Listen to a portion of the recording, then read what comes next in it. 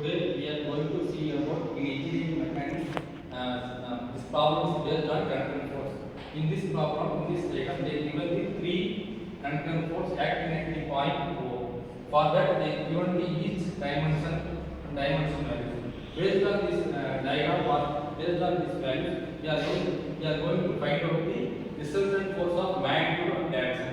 For that, we are going to implement this diagram into given data. There are four main steps in this problem. First step is resolving force horizontally, second step is resolving force vertically, and the third step is magnitude of the direction, and then find direction of the resultant force.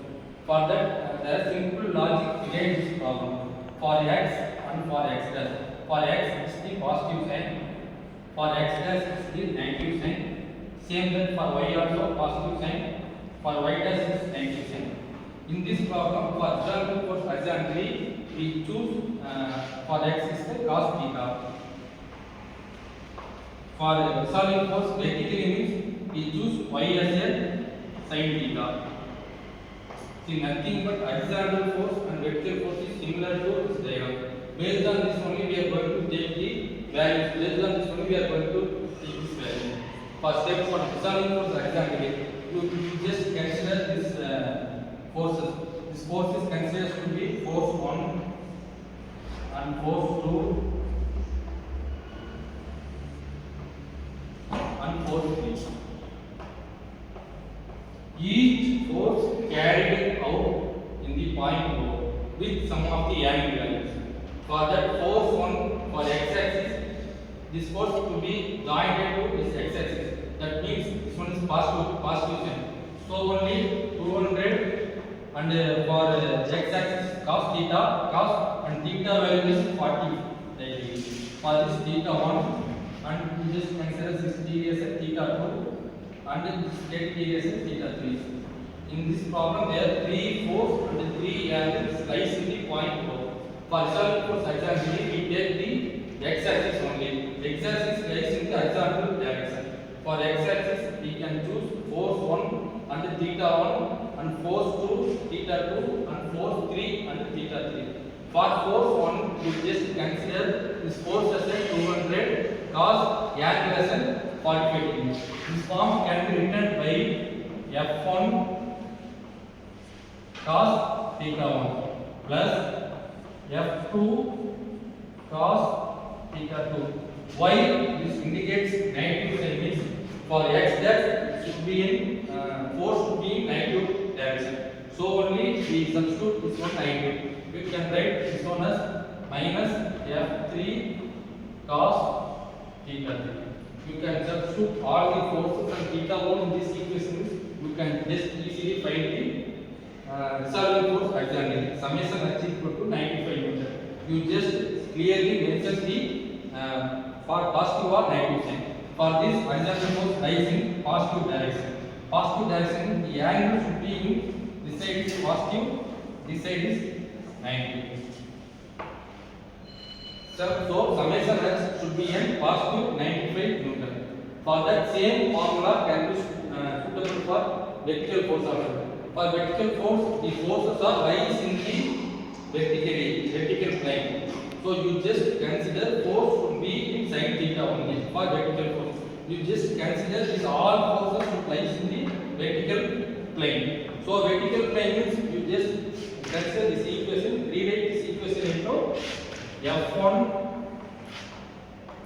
sin theta 1 plus f2 sin theta 3 same minus f3 sin theta 3. You just substitute f1 theta 1, f2 theta 2 and f3 theta 3. You get the answer of summation b equal to minus 178.2 Newton. In each sum you should maintain these unique values. How to find this unique values? From given data they are given as a force equal to 4 Newton. For force equal to they are given kilonewton means you just mention this also in kilonewton. For summation b equal to minus 178.2 Newton. And third step is we should find the magnitude of resultant force. For magnitude of resultant force they have one formula. Formula called R equal to square root of summation h square plus summation b square. From summation h, summation b, we can get the data from summation h and summation b. Substitute in this equation, we can directly get the resultant force of the magnitude. Based on the resultant force, we can easily find out the direction of the resultant force. R equal to 201.94 Newton. You just always in this problem you should maintain the SI units. For force, SI unit is Newton. And then step 4 is direction of resultant force. For direction of resultant force, there is one formula called alpha equal to tan inverse of summation b divided by summation h. You can just substitute summation b and summation h. We can easily find out the direction of the resultant force. First of all, this problem just negated only 4 steps. First step is about external force horizontally. Second step is about resultant force vertically. Third step is about magnitude of resultant force. Fourth step is about direction of resultant force. Based on this data, finally you need to draw the diagram of the resultant force. For the diagram of the resultant force, you need to draw the lines. Substitute those values. This one is R, this one is alpha. See, alpha equal to, we already find out alpha equal to 61.937 degree.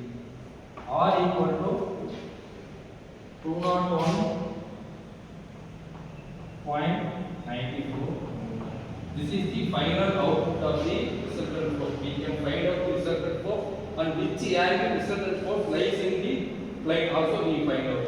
The alpha equal to angle, R equal to final